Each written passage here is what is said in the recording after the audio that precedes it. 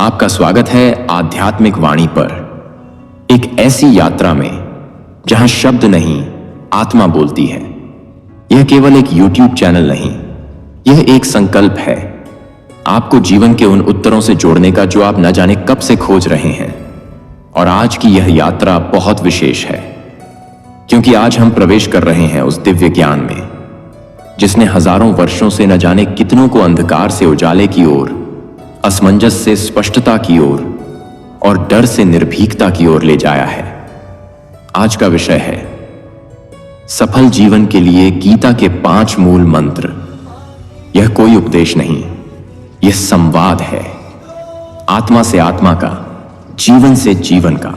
यह समझने की कोशिश है कि कैसे गीता केवल एक धार्मिक ग्रंथ नहीं, बल्कि हर उस व्यक्ति की मार्गदर्शिका है जो जीवन में कुछ बनना चाहता है, कुछ करना चाहता है, लेकिन कहीं ना कहीं उलझा हुआ है। इस पूरे वीडियो श्रृंखला में आपको 5 भागों में वह अमृत मिलेगा जिसे श्री कृष्ण ने अर्जुन को पिलाया था। हर भाग में हम एक मूल मंत्र को विस्तार से समझेंगे, भावनाओं के साथ, दृष्टांतों के साथ और आत्ममंथन के साथ। हर भाग के अंत में कुछ सवाल भी होंगे जिनके जवाब आप कमेंट में देकर न केवल खुद से जुड़ेंगे बल्कि हजारों औरों की मदद भी करेंगे। मूल मंत्र 1, कर्म करो, फल की चिंता मत करो।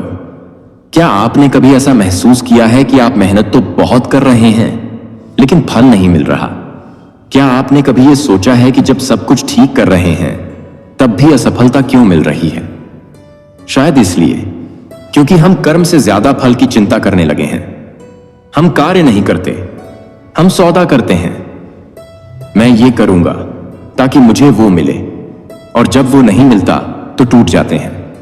गीता यहीं पर प्रवेश करती है और हमारी आत्मा को झकझोर देती है।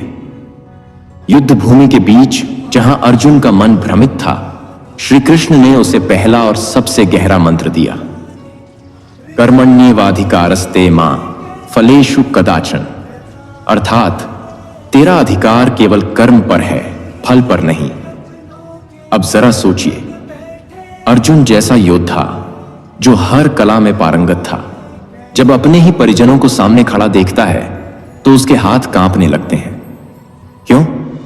क्योंकि उसका मन भविष्य की ओर भाग रहा था। अगर मैंने इनसे युद्ध किया और जीत भी गया तो क्या बचेगा? उसका मन परिणाम में उलझ गया था। श्री कृष्ण मुस्कुराते हैं और कहते हैं, अर्जुन तू केवल तीर चला, परिणाम मेरे ऊपर छोड़ दे। तू अपना धर्म निभा, बाकी सब मैं संभाल लूंगा। क्या ये शब्द केवल अर्जुन के लिए थे? नहीं, ये हर उस इंसान के लिए हैं जो आज अपने जीवन की किसी युद्ध भूमि में खड़ा है। हो सकता है वो परीक्षा हो, रिश्ते हो, नौकरी हो, व्यापार हो या फिर कोई भावनात्मक संघर्ष। हर जगह गीता यही कहती है, तू केवल कर्म कर, फल की चिंता छोड़ दे। अब मैं आपसे एक सवाल पूछता हूं, क्या आपके जीवन में ऐसा कोई क्षण आया है जब आपने केवल कर्म किया और फल की चिंता नहीं की? या फिर कोई ऐसा अवसर जब आपने फल की चिंता में अपना कर्म ही अधूरा छोड़ दिया? आपके जवाब हमें कमेंट में जरूर लिखें, क्योंकि आपकी एक पंक्ति किसी और की जिंदगी बदल सकती है। एक अनकही बात जो बहुत कम लोग जानते हैं, गीता केवल कर्म का उपदेश नहीं देती, वह एक गहरा मनोविज्ञान भी सिखाती है। जब हम केवल फल की चिंता करते हैं तो हमारे भीतर अटैचमेंट यानी आसक्ति जन्म लेती है, और आसक्ति हमें भय देती है। अगर फल नहीं मिला तो क्या होगा? फिर वही भय हमें निर्णयहीन बना देता है और हम अपने कर्म से दूर हो जाते हैं। श्री कृष्ण कहते हैं, आसक्ति को छोड़ दो, कर्म करो, लेकिन किसी अपेक्षा से नहीं, प्रेम से। बिल्कुल वैसे जैसे एक मां अपने बच्चे की देखभाल करती है। उसे बदले में कुछ नहीं चाहिए होता, फिर भी वह पूरे समर्पण से सेवा करती है। क्या हम भी अपने जीवन के काम को ऐसा बना सकते हैं? नौकरी हो या व्यापार, पढ़ाई हो या सेवा, क्या हम उसे केवल प्रेम से, समर्पण से कर सकते हैं? यही है गीता का पहला मूल मंत्र और यही है सफलता का पहला रहस्य। अब एक कहानी सुनिए जो शायद आपको भीतर तक छू जाएगी। एक साधु था जो रोज नदी के किनारे जाकर साफ सफाई करता था। कोई देखता नहीं था, कोई उसका नाम नहीं जानता था। कई वर्षों बाद जब उसका अंत समय आया, माता अत्य लोगों ने पूछा, तुम्हें क्या मिला जीवन में? वह मुस्कुराया और बोला, मुझे शांति मिली, क्योंकि मैंने केवल कर्म किया, किसी पहचान या पुरस्कार की चिंता नहीं की। ये साधु आप भी हो सकते हैं अगर आप कर्म को पूजा बना लें, को ईश्वर की मर्जी मान लें। तो अब आपसे फिर एक सवाल, क्या आप अपने जीवन में किसी ऐसे कार्य को पूरी श्रद्धा से बिना अपेक्षा के करना चाहते हैं? अगर हां, तो वह कार्य क्या है? कमेंट करके बताइए।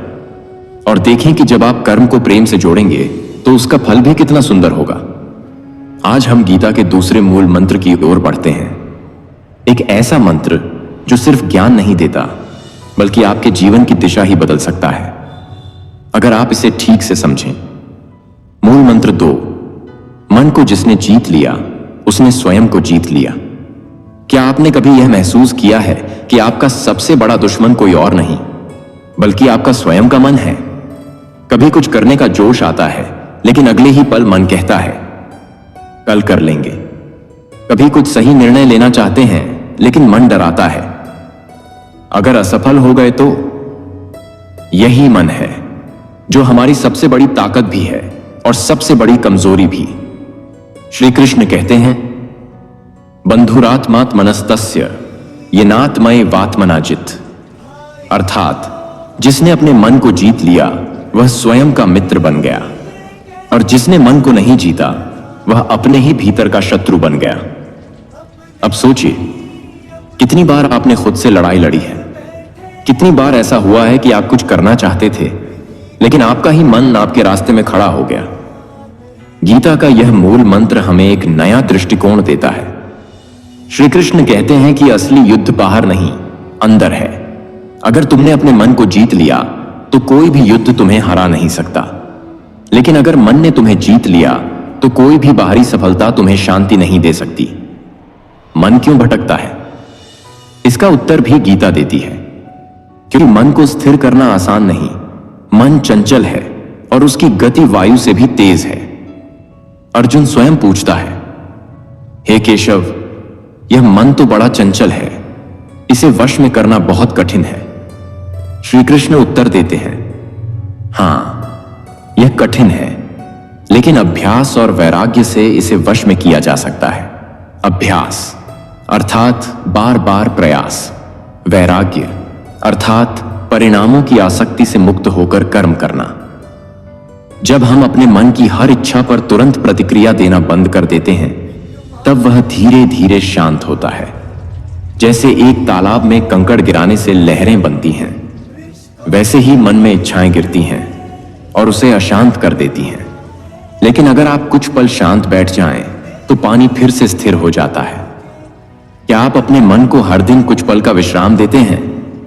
क्या आपने कभी उसे सुना है, बिना उसे भगाए, बिना उसे दबाए? आपके लिए एक सवाल, क्या आप महसूस करते हैं कि आपका मन आपको किसी दिशा में बार बार ले जाता है, चाहे वह डर हो, चिंता हो या कोई आदत? क्या आप चाहते हैं कि आप अपने मन को मित्र बना सकें, न कि गुलाम? कमेंट करके बताएं कि आपको सबसे ज्यादा किस परिस्थिति में अपने मन से संघर्ष करना पड़ता है।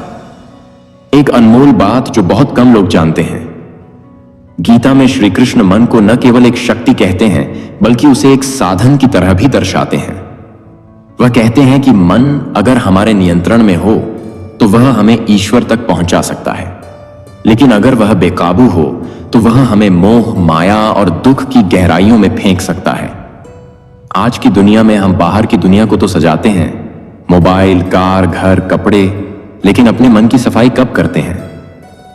क्या हम हर दिन अपने मन को शांत करने के लिए कुछ करते हैं, जैसे ध्यान, आत्म मंथन, गीता का पाठ, या बस कुछ पल की मौन साधना?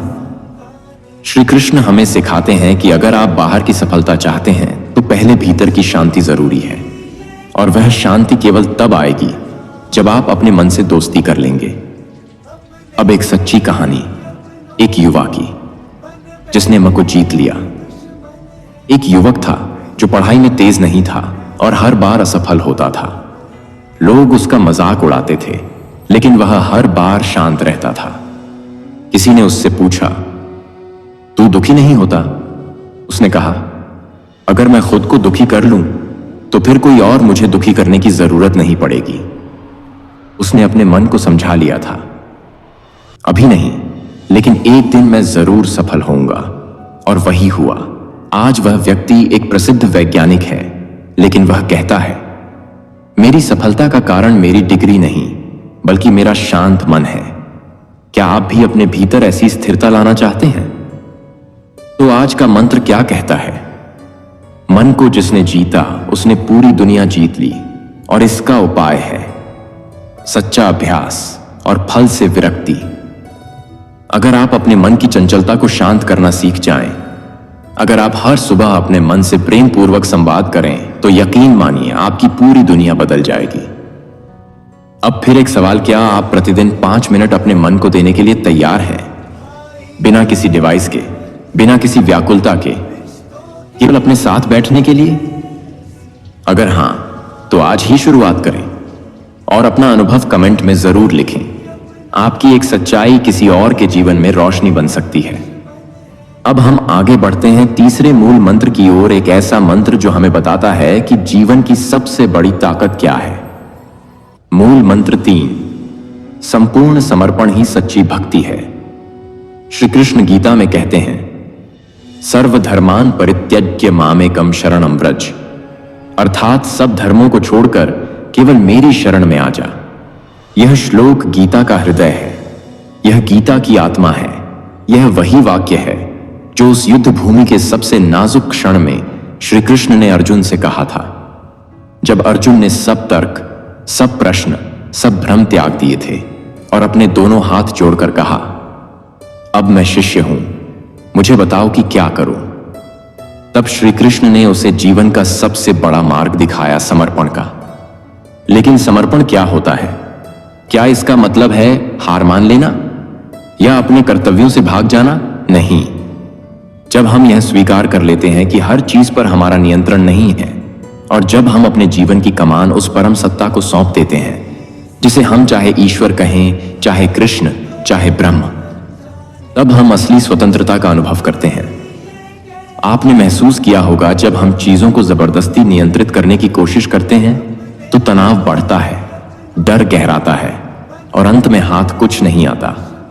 लेकिन जब हम सहज होकर यह कह देते हैं, जो होगा अच्छा होगा, क्योंकि मैं सच्चे भाव से प्रयास कर रहा हूं और जो होगा वह ईश्वर की मर्जी से होगा, तब भीतर की चिंता मिटने लगती है।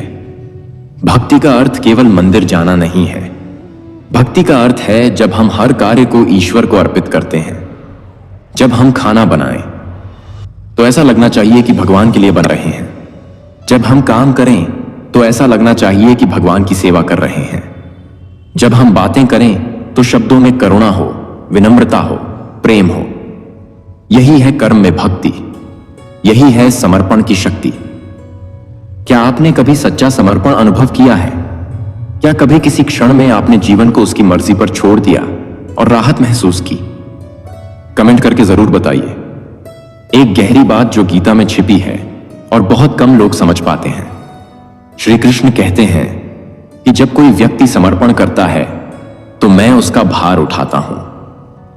योगक्षेमम वहाम्यहम, यानी जो मुझ में पूर्ण श्रद्धा रखता है उसके जीवन की रक्षा मैं स्वयं करता हूं। सोचिए कैसा सौदा है ये। हम अपने छोटे से मन की चिंता छोड़कर अपनी जिम्मेदारी उस सत्ता को सौंप देते हैं जो समय, मृत्यु और ब्रह्मांड की भी अधीश है। क्या इससे बड़ी सुरक्षा कोई हो सकती है? अब जरा रुकिए और अपने जीवन की ओर देखिए।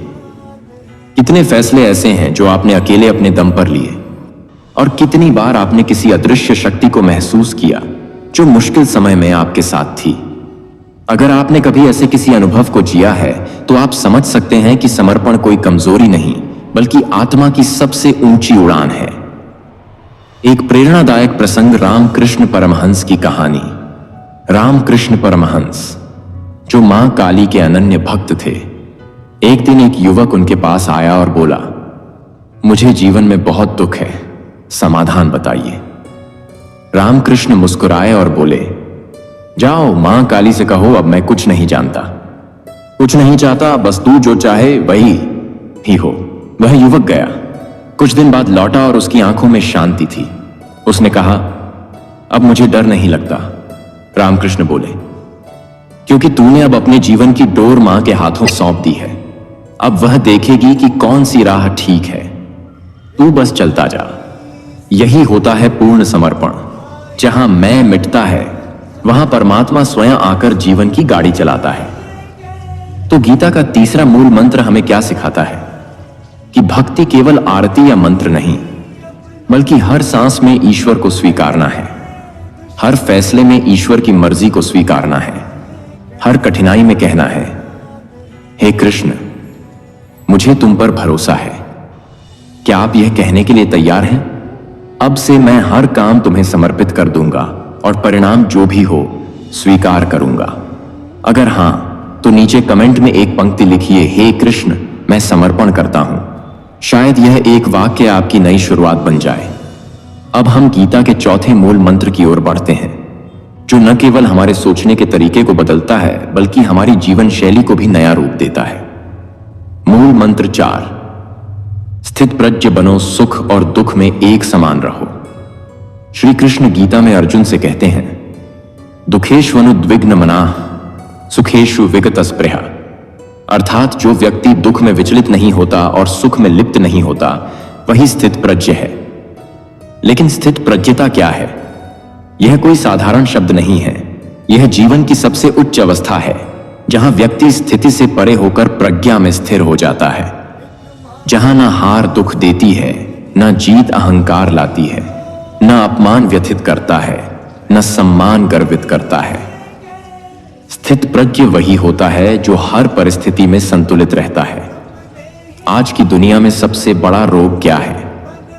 हर छोटी बात से परेशान हो जाना, हर बड़ी सफलता में खुद को खो देना, हर आलोचना से टूट जाना, हर तारीफ में उड़ जाना। श्री कृष्ण इस असंतुलन को ही जीवन की सबसे बड़ी विफलता मानते हैं। वो कहते हैं, अगर तुम हर भाव के बहाव में बह गए तो जीवन की गहराई कभी नहीं समझ पाओगे। क्या आपने कभी सोचा है क्यों कुछ लोग बहुत जल्दी दुखी हो जाते हैं?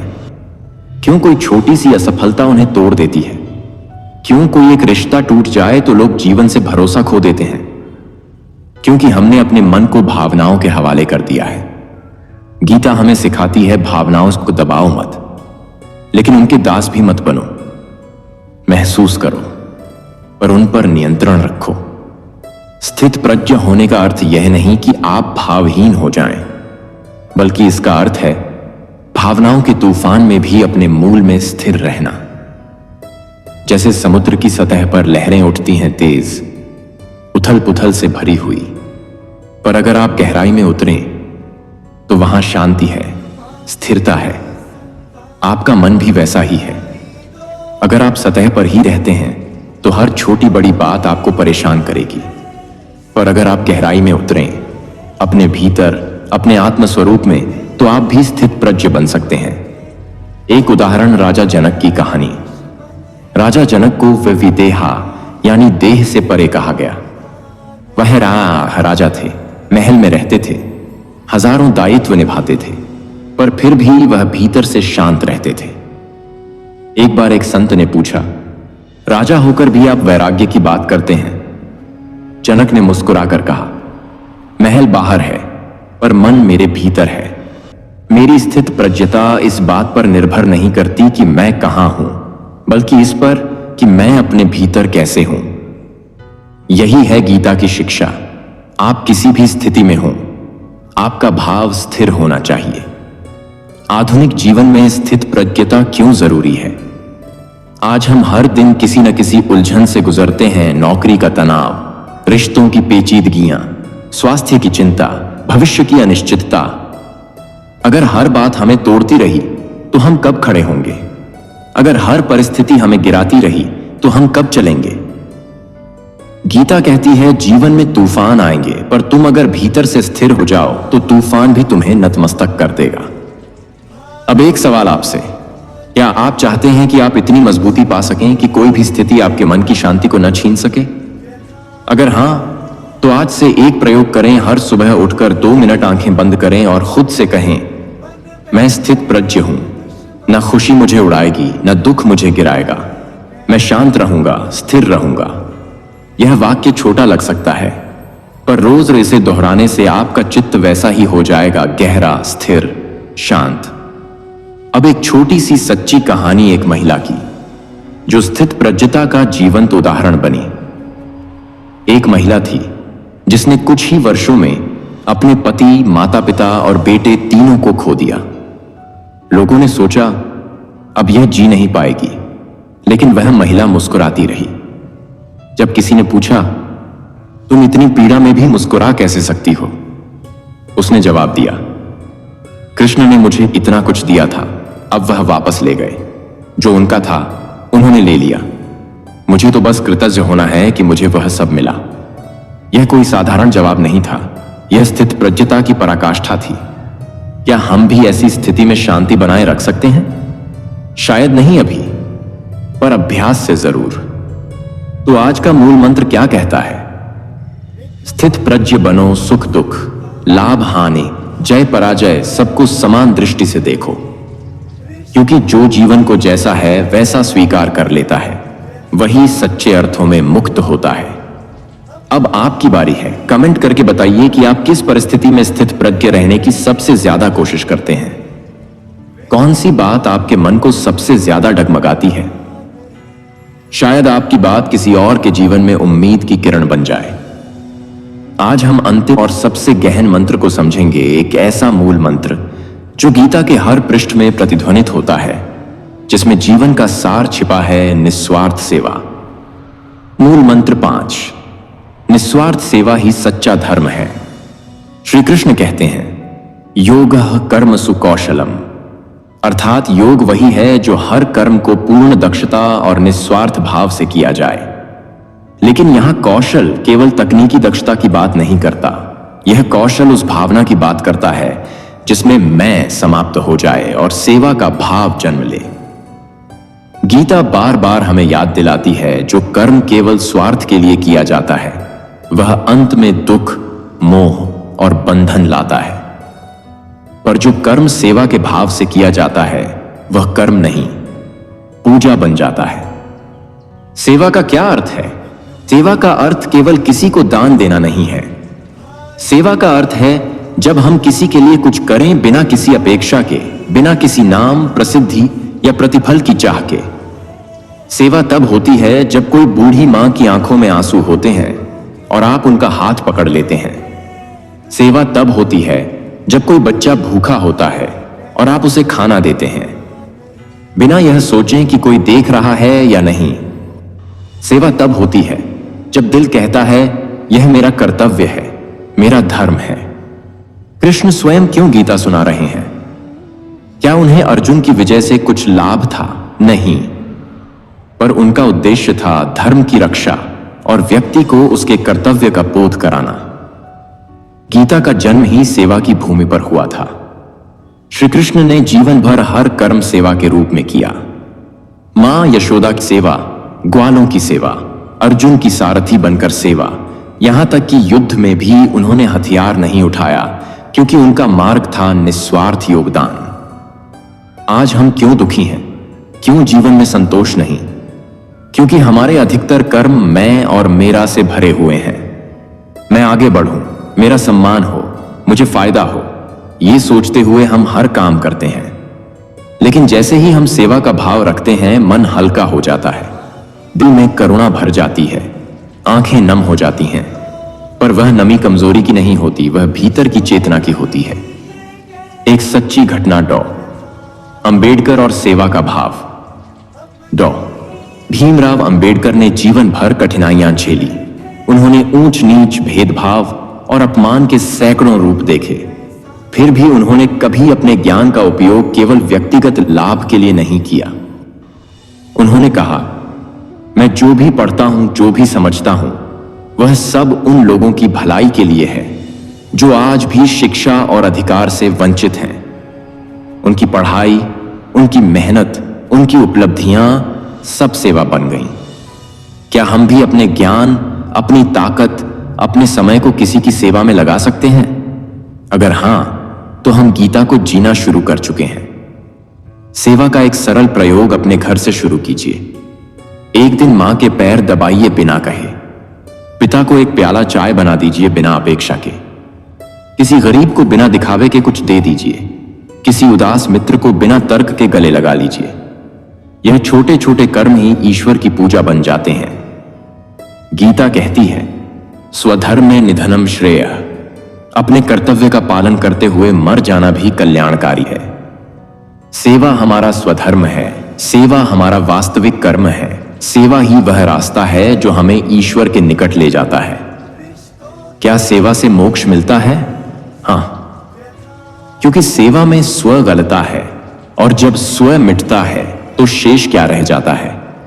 केवल वही ब्रह्म, वही कृष्ण। आप देखेंगे जो लोग सेवा करते हैं उनकी आंखों में एक अलग चमक होती है। उनका चेहरा थका हुआ नहीं होता, भरा हुआ होता है, क्योंकि वह जीवन को देने में विश्वास रखते हैं, लेने में नहीं। अब इस यात्रा का सार क्या है? गीता के इन 5 मूल मंत्रों से हमें यह सीखने को मिला। मन पर नियंत्रण करो, क्योंकि मन ही कारण है बंधन का और मोक्ष का। आत्मविश्वास से कर्म करो, निष्काम होकर, पूरे उत्साह से। समर्पण करो, परिणाम की चिंता छोड़ दो, ईश्वर पर भरोसा रखो। स्थित प्रज्ञ बनो, हर परिस्थिति में शांत और स्थिर रहो। सेवा करो, क्योंकि सेवा ही धर्म है, सेवा ही भक्ति है, सेवा ही मुक्ति है। अब एक अंतिम प्रश्न आपसे, क्या आप तैयार हैं इस जीवन को गीता की रोशनी में जीने के लिए? अगर हां, तो नीचे कमेंट करें, मैं गीता को जीवन में उतारने का संकल्प लेता हूं। शायद यह संकल्प ही आपकी नई दिशा बन जाए। शायद इस क्षण से आपका जीवन केवल आपका न होकर कई और लोगों की सेवा का माध्यम बन जाए। अगर आपको यह पूरी श्रृंखला पसंद आई हो तो कृपया आध्यात्मिक वाणी को सब्सक्राइब करें, वीडियो को लाइक करें और शेयर करें, ताकि श्री कृष्ण का यह ज्ञान हर घर, हर मन, हर आत्मा तक पहुंचे। यही हमारी सेवा होगी, यही हमारा धर्म। जय श्री कृष्ण।